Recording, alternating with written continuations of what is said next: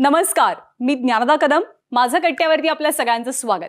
आपल्या मधाळ, ताकदवान, मदहोश आणि तल्लीन करणाऱ्या आवाजानं गेल्या 7 दशकांपेक्षा सुद्धा अधिक काळ तुमच्या आमच्या मनात घर करणारा संगीत विश्वातला चिरतरुण आवाज आज आपल्या कट्ट्यावर आहे. मी बोलते द आशा भोसलेंबद्दल. आशाताईंच्या गाण्यांची रेंज किंवा त्यातलं वैविध्य हा त्याचा सगळ्यात मोठा प्लस पॉइंट आहे. चित्रपट संगीत, पॉप संगीत, गझल, भजन, कव्वाली, लोकगीतं, भावगीतं सगळ्या प्रकारात आपल्या हुकुमी आवाजाची जादू पेरून गाणं हिट करावं तर ते आशाताईंनीच. ब्लॅक अँड व्हाईट चित्रपट गीतांपासून ते अगदी आत्ताच्या रिमिक्स गाण्यांपर्यंतची आशाताईंची सांगीतिक कारकीर्द अगदी थक्क करणारी आहे. त्यांना मिळालेला सांगीतिक वारसा निगुतीनं जपताना त्यांनी तो आपल्या खास अंदाजात मोठाही केलाय. सप्तसुरांचा स्वर्गीय आशीर्वाद लाभलेल्या आशाताईंशी त्यांच्या यूट्यूबवरच्या नव्या प्रयोगाबद्दल आणि त्यांच्या आजवरच्या कारकिर्दीबद्दल आपण खूप साऱ्या गप्पा मारणार आहोत. नमस्कार आशाताई, आपलं मनापासून स्वागत माझं कट्ट्यावर. नमस्कार. नमस्कार. मला ना आशाताई म्हणजे असं कायम वाटत आलंय की लहान असल्यापासून म्हणजे की तुमचा एकूण म्हणजे तुमचं जे व्यक्तिमत्व आहे ते अगदी तुम्ही लहान असाल 2, 5, 7 वर्षांच्या तेव्हाही आज्ञाधारक की बस म्हटलं की जाऊन कोपरा गाठून बसणार वगैरे असं करणाऱ्यातल्या तुम्ही बिलकुल असणार नाही. त्याही वेळेला तुम्ही प्रतिप्रश्न करत असाल, त्यावेळेलाही तुम्ही भांडत असाल, म्हणजे आईशी असेल, मोठ्यांशी असेल, आणि जी गोष्ट आपल्याला मनाला आतून पटत नाही तोपर्यंत ती स्वीकारायची नाही असं तुमचं स्वभाव असेल असा म्हणजे मला तरी किमान वाटतं. खरंच तसं होतं का? स्वभाव माझा एकदम कडक वेगळा असा होता. कारण मला जे करायचंय ते मी करायचे, पण एरवी मी कॉम्प्रोमाइज घरामध्ये करते, फ्रेंडमध्ये करते, सगळ्यामध्ये मी कॉम्प्रोमाइज करते. एक गोष्ट आहे की आपण ज्यावेळेला ट्रेनमध्ये बसतो तर जागा नसली तर एखाद्या माणसाला आपली जागा हळूच थोडीशी देतो. मग इतक्या जवळ जाणाऱ्या माणसाला आपण ऍडजस्ट करतो, तर लाईफमध्ये आपल्या लोकांना आपण ऍडजस्ट केलं पाहिजे. सगळ्या आपल्या मित्रांना म्हणा, काय म्हणा, कोणी तलवार असलं तर कोणी मॅन व्हायला पाहिजे. तर तसं मी माझं आयुष्य सगळ्यांमध्ये म्हणजे ऍडजस्ट केलेलं आहे. सगळ्या गोष्टी हा ठीक आहे, हे घ्यायचंय घ्या, ओके. पण मी माझ्या गाण्यामध्ये कुणाला बोलू दिलं नाही, मी माझ्या कामामध्ये कुणाला बोलू दिलं नाही. आणि मला माझं जे वस्तू मला आवडतात त्या वस्तू मी करत राहते. आणि म्हणजे मला जसं हवं तसं त्या गाण्यामध्ये मी कॉम्प्रोमाइज नाही करत. पण आशाताई हे आता तुम्ही फार म्हणजे इतकं छान वाक्य तुम्ही सांगितलं की कोणी तलवार झालं तर आपण मॅन व्हावं. आता हा समजूतदारपणा हे जे आहे हे खूप आधीपासून तुमच्यामध्ये आलं परिस्थितीमुळं का लहान, म्हणजे मी जे म्हणतो त्याच्या विपरीत तुमच्यामध्ये लहानपणापासूनच हा गुण होता?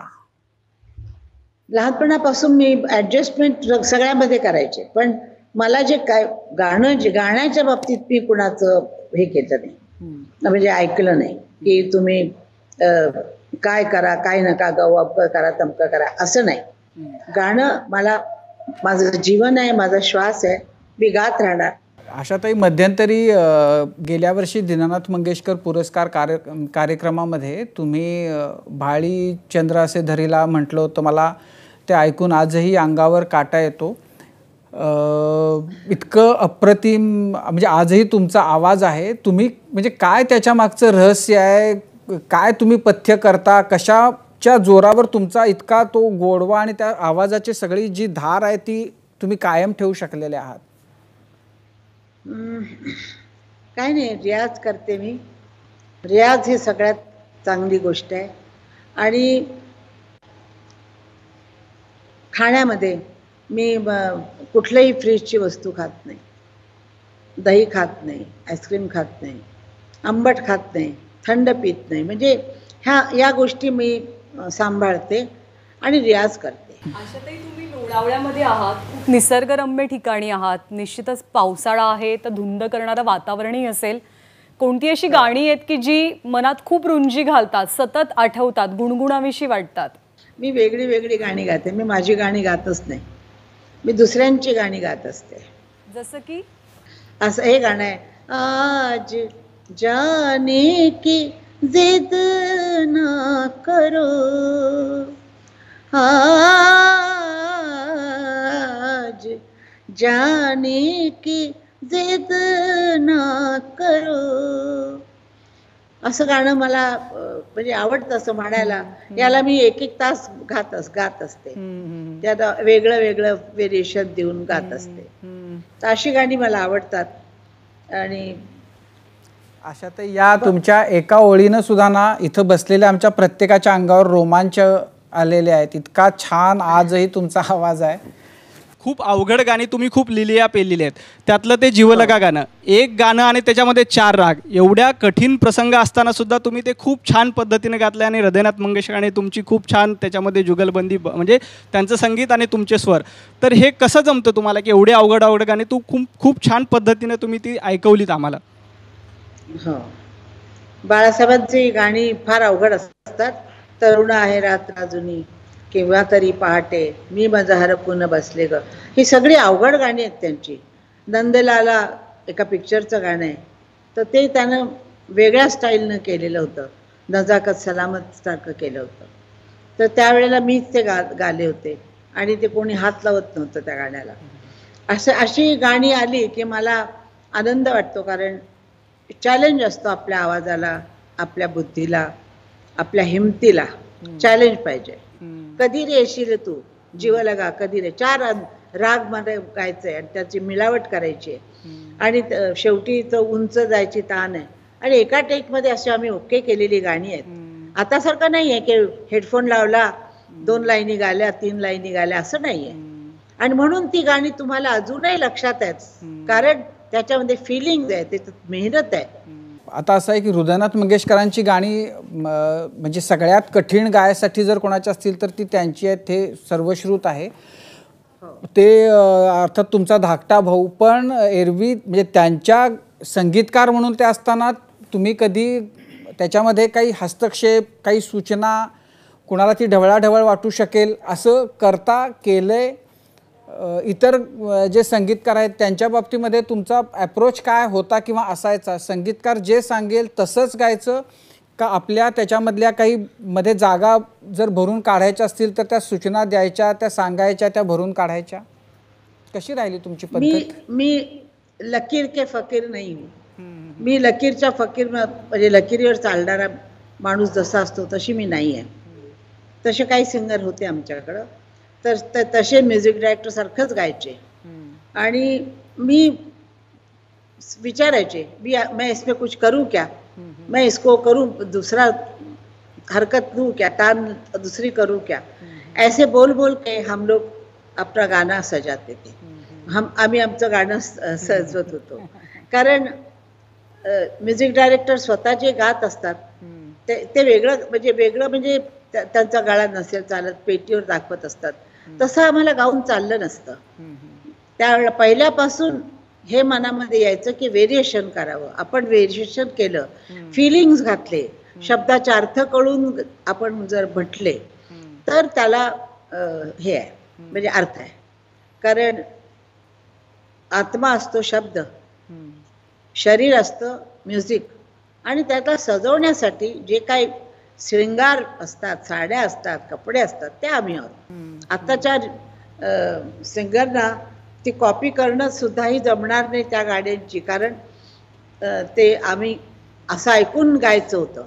रेकॉर्ड लावून शिकत बसणं वेगळं असतं, आणखीन असं गात तसे माणूस आणि त्याची बरोबर नक्कल करणं हे पण काम आहे.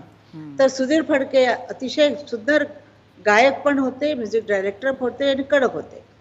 तर ते बरोबर दाखवायचे. कधी कधी ते सांगायचे त्या तुम्हाला सूट आहे, आता काही करा तुम्ही, म्हणा तुम्हाला हवं असं तेही म्हणायचे. पु ल देशपांडे पण म्हणायचे. दूधभात मध्ये मी त्यांच्याबरोबर काम केलंय, पुष्कळ पिक्चर मध्ये काम केलंय, गुळाचा गणपती, पु ल देशपांडे, आणखीन आपले काय म्हणतात ग दि माडगुळकर, मग मोठ्या मोठ्या लोकांबरोबर काम केलंय मी आणि त्यांना खुश केलंय. म्हणजे त्यांना असं म्हणता आलं नाही की हे गाणं माझं बिघडलं किंवा वाईट गाली, असं कोणी म्हटलेलं नाहीये. किंबहुना त्यामुळंच गाणी माझी जास्त आहेत. सगळ्यात जास्त फडके साहेबांची गाणी मी गालेली आहे. मी तुमच्या एका मुलाखतीमध्ये का रे दुरावा त्यांनी कसं सांगितलं होतं आणि नंतर तुम्ही कसं गायलं होतं ते मी ऐकलं होतं. मला असं वाटतं की तुम्ही जर ती आठवण सांगितली तर सगळ्यांना इथं ऐकायला फार छान वाटेल. का रे दुरावा का रे अबोला अपराध माझा असा काय झाला. फडके साहेब जसं गायचे, का रे दुरावा का रे अबोला अपराध माझा असा काय झाला, असं ते म्हणायचे.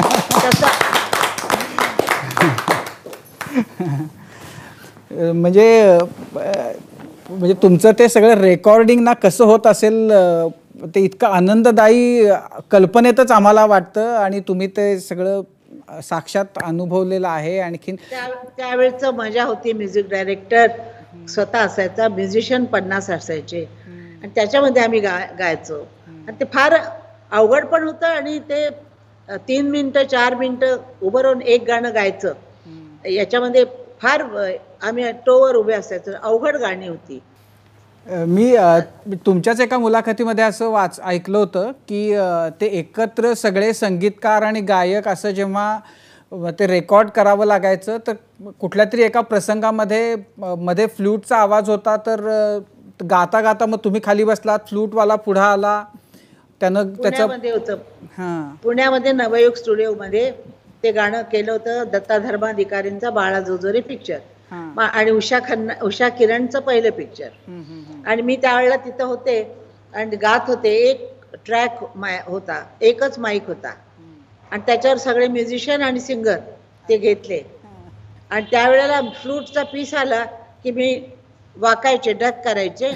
नंतर व्हायोलिनचे पीस आले तर आपण खाली व्हायचं आणि आपल्या याच्या बरोबर 4 बार आधी आपण उभं राहायचं. असं ते करून गाणं केलेलं आहे. अवघड होतं त्यावेळेला. तुम्ही नवीन नवीन आवाज आता शोधताय, नवीन नवीन आवाजांना प्लॅटफॉर्म देताय. तर पूर्वी 1 टेक गाणं व्हायचं, जसं तुम्ही आता सांगितलं, सूर महत्त्वाचा होता, भाव महत्त्वाचे होते. पण या काळाच्या महिम्यामध्ये इंटरनेट आलं, टेक्निक आलं, तंत्रज्ञान वाढलं आणि आत्ता परिस्थिती अशी आहे, कुणीही कलाकार, कुणीही नट गाणं गातो आणि ते सुरात येतं, कारण तंत्रज्ञान तसं मोठं झालं आहे. तर या तंत्रज्ञानाचा आवाजावर, आजच्या गायकांवर परिणाम होतोय का, आणि ते होऊ नये म्हणून काय करायला पाहिजे? मला वाटतं पुष्कळ लोक आजकाल पोरं क्लासिकल शिकतात. तर मला नाही वाटत की असं संगीत एकदम जाईल असं. एकदा मी याला गेले होते गुगलच्या कंपनीमध्ये कुठेतरी सॅन फ्रान्सिस्कोला. तर त्यांनी मला बोलवलं आणि खूप त्यांनी बिन ड्रायव्हरची गाडी मी चालवली, बिन ड्रायव्हरच्या गाडीमध्ये बसले मी आणि ती चालून आली वगैरे, सगळं अद्ययावत होतं. तर ते म्हणाले की आम्ही तुमचा आवाज करू शकतो. तर म्हणतात तुम्ही माझा आवाज कराल, पण माझं फिलिंग कसं आणाल गाण्यामध्ये, मी शब्द काय टाकते, कशी टाकते, ते कसं आणाल? ते म्हणाले आम्ही इथं हारलो. तो त्याला आत्मा लागते, मशीन नाही होत. आशाताई, आत्ताचा कोरोनाचा काळ आहे, त्याच्यामुळे कुठेतरी प्रत्येकाच्या मनात, बऱ्याच लोकांच्या मनात थोडीशी निराशा दाटली आहे. तुम्हाला प्रचंड यश मिळालं, पण त्या यशाला एक समांतर संघर्षाची किनार सुद्धा होती. तुम्हाला कधी निराश नाही वाटलं? तुम्हाला कधी नैराश्य नाही आलं इतक्या सगळ्या वर्षांमध्ये? नाही, मला निराश कधीच होत झाले नाही. मी निराश होणं म्हणजे तिथं आयुष्य संपणं. माणूस काय म्हणतात त्याला आजकाल, काय म्हणतात, कशात गेला, डिप्रेशन, फ्रस्ट्रेशन का डिप्रेशन. हां, तर डिप्रेशन वगैरे या ज्या गोष्टी आहेत ना, या माझ्यासाठी हास्यास्पद आहेत.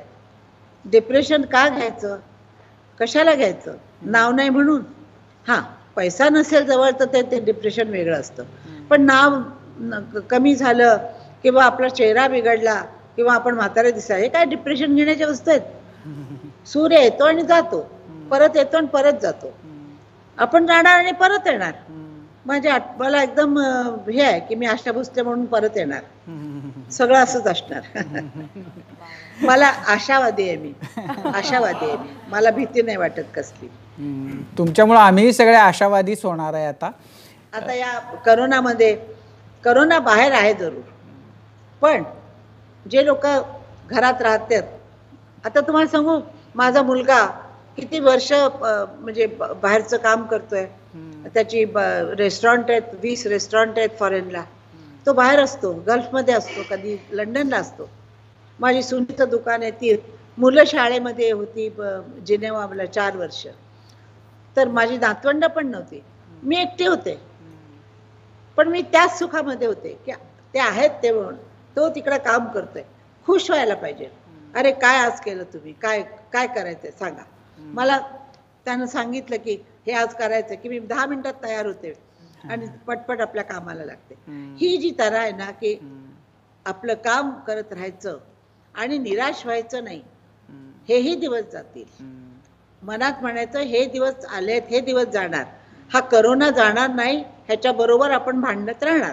म्हणजे कधी येणार त्यांचे इंजेक्शन आणि काय माहिती नाहीये, पण आपण आपल्याला सांभाळायचं, दुसऱ्यांनाही सांभाळायचं, काय होणार नाही. हा असंच चालणार. आणि आपण लोक तर अशा आहोत, सगळ्या परिस्थितीमध्ये आपण ऍडजस्ट करतो.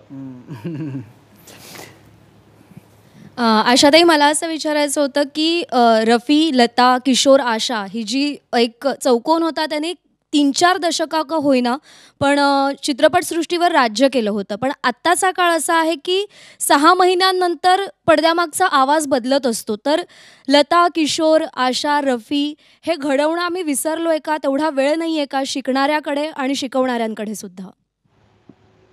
मी हाच विचार केलाय ना, यांना या लोकांना शिकवायचं, पण गाणं त्यांना समजायचं की हे असं करू नका, हे असं करा, असं सांगायचंय. आणि रफी, मोहम्मद रफी म्हणा किंवा दीदी म्हणा किंवा किशोर म्हणा, म्हणजे ते तर गेले दुनियेतून. दीदी तर म्हणजे 90 वर्षाची आहे, पण मला असं वाटतं की मी 40 वर्षाची आहे आणि मी अजून काम करणार. आशाताई, आमची अशीच इच्छा आहे की तुम्ही खूप वर्ष काम करावं. पण म्हणजे मराठी म्हणून, महाराष्ट्रीयन म्हणून नेहमी आम्हाला या गोष्टीचा खूप अभिमान वाटतो की तुम्ही सगळी भावंडं जी आहात त्यांनी मराठी पण टिकवून ठेवलं. आणि सगळ्यात महत्त्वाची गोष्ट म्हणजे जे साहित्य होतं, म्हणजे कितीतरी कवींच्या कविता जर तुम्ही गायले नसते, तुमच्याकडनं चाली लावल्या गेल्या नसतात, तर आम्हाला ऐकायलाही मिळाली नसती. तर हे मराठी पण जे टिकवलं ते कसं टिकवलं? कारण आत्ता तुम्ही बोलता बोलता उल्लेख पुलंचा केला, शांता शेळकेंची आणि तुमची मैत्री होती, तर हे सगळं कसं टिकवलं, कसं झालं? सगळ्या फिल्म लाईनमध्ये लिहायचे किंवा नॉन फिल्मी गाणी लिहायचे, त्यामुळं त्यांचा सहवास मिळाला, त्यांची ओळख झाली. थोर थोर व्यक्ती मला भेटले की आपलं जीवन त्याच्यामुळं खूप पॉलिश होत जातं या लोकांना भेटल्याने. चांगली संगत असली की मुलं चांगली राहतात. तशी आमची संगत जी होती ती अशा मोठ्या मोठ्या कलाकारांची होती. रात्रंदिवस आम्ही त्यांच्यामध्ये असायचो. एकटा एक म्युझिक डायरेक्टर, एक ना एक रायटर, सगळ्यांबरोबर राहिलेलं आहे. त्यांची आता पु ल देशपांडेंचं माझं किती मैत्री होती आणि मला ते काय शिकवायचे हे कुणाला माहिती नाही आहे, पण मला माहिती आहे की अशा लोकांच्या बरोबर आम्ही राहिल्यामुळं आम्हाला पॉलिश आलं, वेगळं पॉलिश आलं की काहीतरी करायला पाहिजे, टिकवायला पाहिजे आणि सगळ्यांना शिकवायला पाहिजे. आशाताई, गप्पा सुरू ठेवायच्या आहेत, आणखी बरेच किस्से तुमच्याकडनं जाणून घ्यायचे आहेत, पण एक ब्रेक तर आपल्याला घ्यावा लागणार आहे. एक छोटासा ब्रेक घेऊन थोड्याच वेळात परत भेटतोय. पाहत रहा ABP माझा.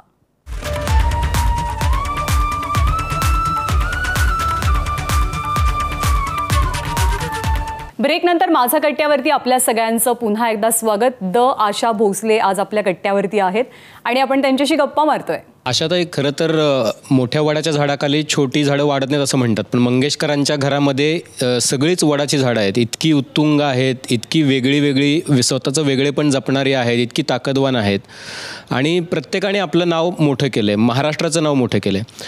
आताची जी नवीन म्युझिक इंडस्ट्री तुम्ही जी बघताय त्याच्यामध्ये अशी कुठली मराठी नावं तुम्हाला दिसत आहेत का की जी पुढं जाऊन महाराष्ट्राचं नाव मोठं करतील? किंवा हिंदीमध्ये तुम्हाला अशी काही नावं दिसत आहेत का जे कलाकार आहेत की ज्यांचं गाणं तुम्हाला खूप भावतं, आवडतं आणि ही लोक भारताचं नाव मोठं करतील? मला आता काही लक्षात नाही आणि मला नावं लक्षात राहत नाहीत कधी.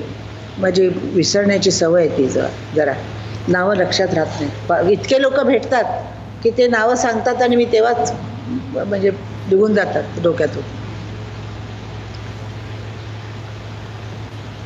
मला नाही वाटत सुधीर फडक्यांसारखं कोणी गाईल. मला नाही वाटत श्रीधर फडक्यांसारख्या चाली कोणी करेल, मलाही नाही वाटत. कारण सगळेजण मॉडर्न याच्यात चाललेले आहेत. ते लोक जे होते बाळासाहेब वगैरे, आमचे बाळासाहेबांनी बंद केलं रेकॉर्डिंग करणं, तर त्यामुळं त्यांची पण स्टाईल गायला मिळत नाही. आता काही गाण्यासारखं म्हणजे असं काय म्हणतात त्याला, चॅलेंजिंग गाणं येत नाही आहे. तरुण आहे रात्र असूनही कानडा विठ्ठल अशी गाणी येतच नाही. आणि ती म्हणणं अवघड आहे, आता भयंकर अवघड आहे. आणि असं म्युझिक आलेलं आहे आपल्या महाराष्ट्रामध्ये. फार महाराष्ट्राचे संत म्हणा, महाराष्ट्रातली देवळं म्हणा, सगळं आपलं महाराष्ट्र समृद्ध आहे सगळ्या गोष्टींनी. सगळे म्युझिशियन आहेत, सगळ्या सिंगर आहेत, पोरी खूप सिंगर आहेत. प्रत्येक कलाकाराच्या आयुष्यात असं असतं की एखादी गोष्ट आपल्याला वाटतं की अरे ही आपण अजून चांगली करू शकलो असतं, किंवा हे गाणं आपल्याला गायला मिळायला हवं होतं, हे मला आवडलं असतं गायला. तर अशी कुठली गाणी आहेत का की जी तुम्हाला वाटलीत की ही आपण गायला हवी होती किंवा ही आपल्याला मिळायला हवी होती? मी सगळी गाणी गायलेली आहे, सगळ्या स्टाईलची. सगळं स्टाईल माझं संपलेलं आहे. फक्त एकाच गाण्याला मला असं वाटलं होतं की हे गाणं मला गायला द्यायला होतं. तुम जो हुए मेरे हम सफर, रास्ते बदल गए, लाखों दिए तेरे प्यार के, आँखों में जल गए. हे गाणं मी इतक्या चांगल्या तऱ्हेनं गाले असते असं मला वाटतं की हे गाणं मी गायला पाहिजे होतं. बाकी सगळी गालेली आहे मी. क्लासिकल म्हणा, पॉप म्हणा, पंचम म्हणा, मदन म्हणा, नौशाद म्हणा, सगळी गाणी गालेली आहे.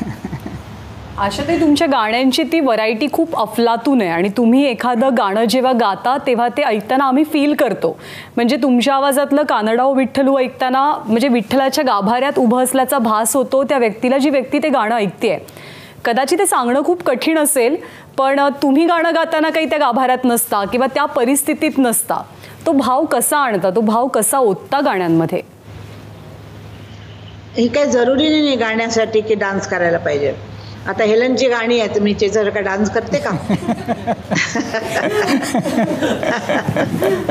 तर हेलनसाठी पण गाते, मीना कुमारीसाठी पण गाले होते, श्रीदेवीसाठी गाले होते, स्मिता पाटीलसाठी गालेले आहे, शबानासाठी, सगळ्या आर्टिस्टसाठी मी गालेले आहे. त्यांची छबी आपल्या डोळ्यासमोर आणायची आणि त्यात रस भरायचा. ते कशा दिसतात तसा त्यांचा गाणं गायचं. त्यांच्या तोंडातून आवाज पण आपला कळला नाही पाहिजे लोकांना की ती बाई गात नाही आहे, प्लेबॅक घेते, असं नाही वाटलं पाहिजे. नाही, तुमच्या गाण्याचं खरं तर हेच एक मोठं वैशिष्ट्य आहे की तुम्ही गात असताना ते गाणं ऐकून हे कळू शकतं की हे कोणासाठी तुम्ही गाताय. म्हणजे इतकं त्या व्यक्तिमत्वाला आणि त्याच्या आवाजाला तुमच्या गाण्यातून तुम्ही नेहमीच पेश करत आलेले आहात.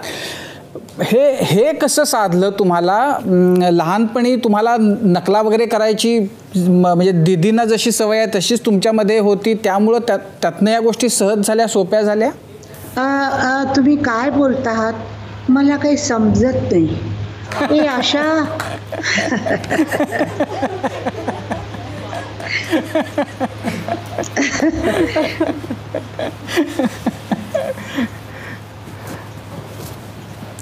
आशाताई, गाणं इतकं परफेक्टच आत्ता जे काही तुम्ही सादर केलं ते होतं आणि आय विश आपण सगळेजण आत्ता समोर असतो एकमेकांच्या. म्हणजे कट्ट्याला या क्षणी मी ते मिस करते की आपण समोर नाही आहोत. आशाताई, आपण कशा आहात? आशाताई, खरं तर हा सगळ्या महाराष्ट्राला म्हणजे सनातन पडलेला प्रश्न आहे की की आपली मोठी बहीणच आपली स्पर्धक असणं म्हणजे ह्या इंडस्ट्रीमध्ये पाऊल ठेवणं जितकं संघर्षाचं असेल तेवढाच किंवा त्यापेक्षा जास्त मोठा संघर्ष सतत मोठ्या बहिणीशी स्पर्धा, तुमची इच्छा असो किंवा नसो ती स्पर्धा होत राहिली. या दोन्हीमधला तुमच्या लेखी सगळ्यात मोठा संघर्ष आणि अवघड काय होतं? संघर्ष हा होता, तुम्ही म्हणालात ना एका झाडाखाली दुसरं झाड उगत नाही, तर त्या झाडाने वेगळं व्हायला पाहिजे. तशी मी वेगळी झाले, भोसले झाले आणि मी गायला लागले. संघर्ष आमचा कधी कुठेही आमच्या नात्यात कुठेही आला नाही, पण गाण्यात संघर्ष हा असायचा. लोकांनी केलेला आहे तो. ही चांगली गाते का ती चांगली गाते, ती चांगली गाते का ती, सगळं तरुजात तरा जो असतो ना त्याच्यात ठेवलेलं होतं. तर ते गोष्ट मला आवडत नाही. मग आशा भोसलेची स्टाईल स्वतःची आहे, लताची स्टाईल, दिदीची स्टाईल स्वतःची आहे, उषाच वेगळं गाते, बाळ वेगळं चाली करतो. म्हणजे सगळे वेगळ्या वेगळ्या तऱ्हेनं गेले पाहिजेले आहेत. पण तुम्ही म्हणालात तसं एका झाडाखाली मोठ्या झाडाखाली छोटी झाडं वाढत नाही. तर झाडांनीच ठरवलं पाहिजे की आपल्याला मोठं व्हायचं आहे तर काय केलं पाहिजे. मी मागं जेव्हा हृदयनाथ मंगेशकर कट्ट्यावर आले होते तेव्हा त्यांना विचारलेलाच प्रश्न खरं तर तुम्हाला विचारतो मी की लहान असताना म्हणजे तुम्ही कधी दीदींकडून आईकडून मार खाल्ला होतात का? भरपूर. बाबा नाही मारायचे, आई मारायची. आणि दीदी? दीदी नाही मारायची, कधीतरी एखादी थप्पड द्यायची. आता या टप्प्यावर अशी कोणती गोष्ट आहे का की ज्याच्याबद्दल मनामध्ये खंत आहे? काय असतं, माणूस असतो ना तो फार हावरट असतो, त्याला कधी समाधान मिळत नाही. मला हे नाही मिळालं, मला ती भाषा नाही शिकता आली, मला ते इंग्लिशमध्ये गाणं नाही गाता आलं, काय रशियन मला गाता नाही आलं. हे सगळ्या गोष्टी माणसाच्या मनात असतात आणि तो हावरट असतो. त्याला किती देवानं दिलं तरी त्याचं मन भरत नाही. आणि त्यामुळं मी या गोष्टी विचारच करत नाही की मला आणि काय हवं आहे, काय नाही. सगळं देवानं दिलेलं आहे, फर्स्ट क्लास आहे. तो जे करेल ते चांगलंच करेल. उद्या जर मी मेले तर ते माझ्यासाठी चांगलंच असणार. म्हणजे त्यानं जे लिहिलेलं आहे ते होत राहणार. आणि प्रत्येक माणसाने बांधून ठेवायला पाहिजे मनामध्ये की देवाची जी लिहिलेली नशीब लिहिलेलं आहे त्यानं सटवाई येऊन लिहून गेलेली आहे, ते कोणी बदलू शकत नाही. नाही पण म्हणजे तुम्ही अमाप लोकप्रियता तुम्हाला मिळाली, पण एक कायम आपल्याकडं आपण बघत आलेले आहोत की शास्त्रीय संगीताला श्रेष्ठ मानताना जे खूप लोकप्रिय आहे त्याच्याबद्दल थोडं त्याला उणेपणा द्यायचा आणि त्याला थोडं कम असेल समजायचं. ह्या गोष्टीच्याकडं बघून कधीतरी असं की आपण शास्त्रीय संगीताच्या मैफिलीही गाजवाव्यात असं कधी मनामध्ये कोणत्या तरी टप्प्यावर विचार होता? क्लासिकल मी थोडं शिकलेले आहे आणि माझे गुरु होते नवरंग नागपूरकर होते. त्यानंतर अली अकबर खान साहेबांकडे पण मी शिकलेले आहे. पण मला असं कधीच वाटतं नाही की मी क्लासिकल सिंगर झाले असते तर बरं झालं असतं. क्लासिकल सिंगरमध्ये सगळ्यात मोठी किशोरताई काय लोकांनी म्हणजे काय केलंच नाही कशाच कशासाठी. मी बरी आहे, मला फिल्म लाईनची गाणी मिळाली, मला प्रोग्राम मिळाले, मला क्लासिकल गायला मिळालं, मला सगळं वेस्टर्न गायला मिळालं. मी लंडनला जाऊन रेकॉर्डिंग केलेलं आहे, मी रशियन भाषेत गालेलं आहे, मी सगळ्या भाषांमध्ये गालेले आहे. आणि त्याबद्दल मला कधी कधी स्वतःचा अभिमान असतो मनामध्ये की हां तू सगळं केलंस, छान आहे, असंच करत राहा. आशाताई, मगाशी पु ल देशपांडेंचा उल्लेख दिला तसं आणखी एक नाव म्हणजे सुरेश भट. सुरेश भटांची अनेक गाणी तुम्ही गायलेली आहे. सुरेश भटांची पहिली भेट कधी झाली तुम्ही? आणि मला वाटतं त्यांचं पहिलं गाणं मलमली तारुण्य माझे हे तुम्ही गायलेलं होतं, तर त्या गाण्याबद्दल आठवण, हां त्याच्याबद्दल थोडंसं सांगा. हे जे कवी आहेत हे माझ्या आयुष्यात अति उशीर आले. सुरेश भटांची माझी पहिली भेट श्री रामचंद्रांचं म्युझिक होतं.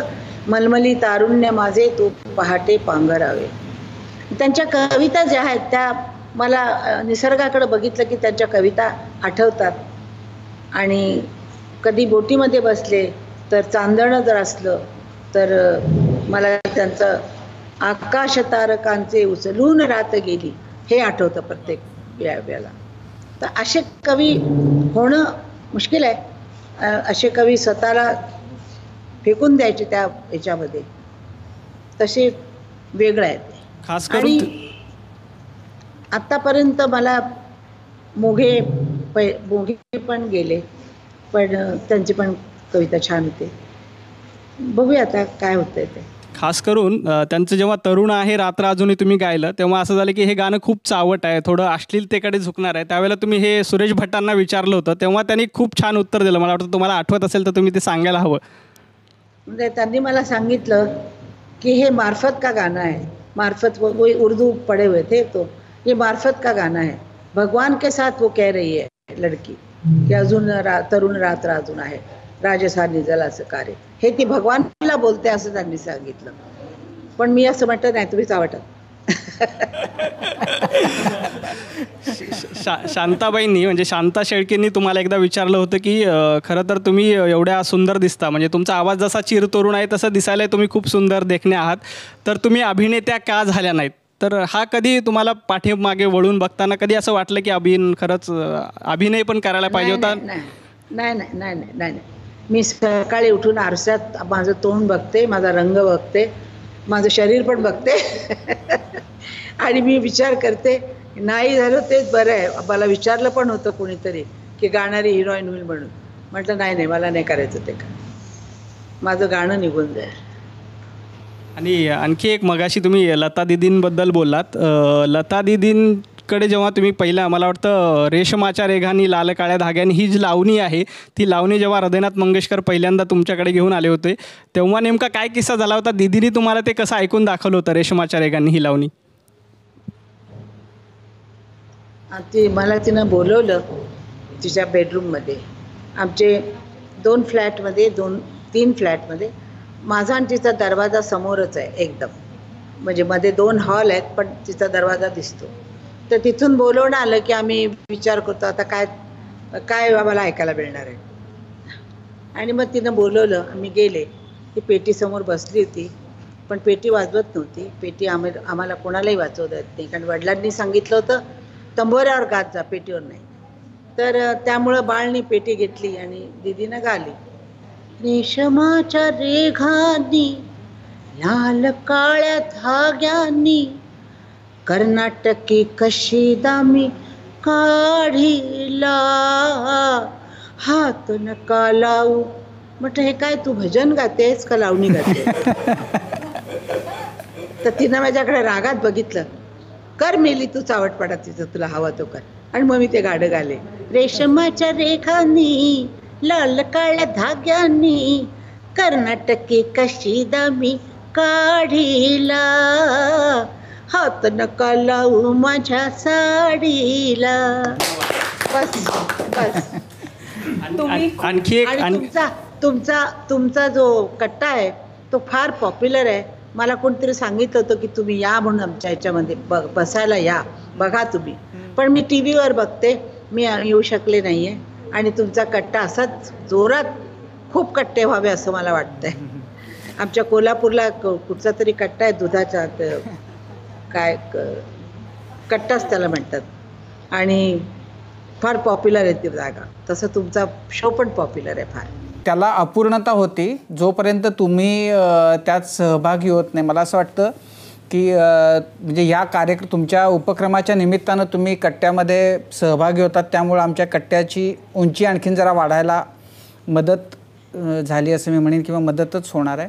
आज पण माझी तब्येत ठीक नाही आहे, तरी पण मी तुमच्यासाठी तयारून आलेले आहे. तब्येतीची काळजी घ्या. आणि म्हणजे आपले सुरुवातीचे खरं तर 1.5-2 तास तुमची खरं तर आम्ही परीक्षा बघितली असं मी म्हणेन, की फार त्या टेक्निकल अडचणींमुळं. पण तरीही म्हणजे मी या आजच्या प्रसंगातून काय शिकलो असेल तर तुमच्याकडून मी पेशन्स घ्यायला शिकलो असं मी म्हणेन, की तुमच्यासारखी व्यक्ती म्हणजे इतक्या शांतपणानं तुम्ही ते सगळं हाताबाहेरची परिस्थिती बघत होतात, आणि तुम्ही तुमच्या चेहऱ्यावर म्हणजे एक नाराजीचा म्हणजे एक रेघ मला दिसली नाही. आणि म्हणजे आता काय म्हणू, तुमचे आभार कसे मानायचे असा खरं तर प्रश्न आहे माझ्या मनात. आपण जे काम हातात घेतलं ते पूर्ण करायचं हा बाणा जर असला तर मला दिवसभर जरी बसवून ठेवलं असतं तरी मी समजलं असतं ते हे काम आहे.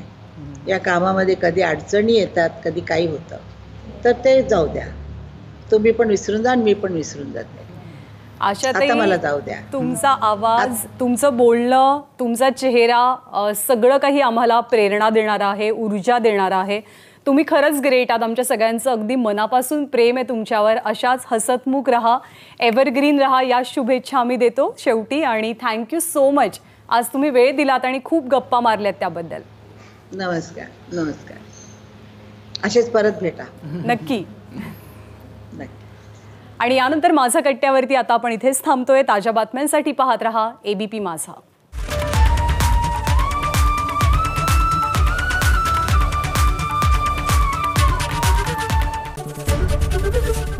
ABP माझा, उघडा डोळे बघा नीट.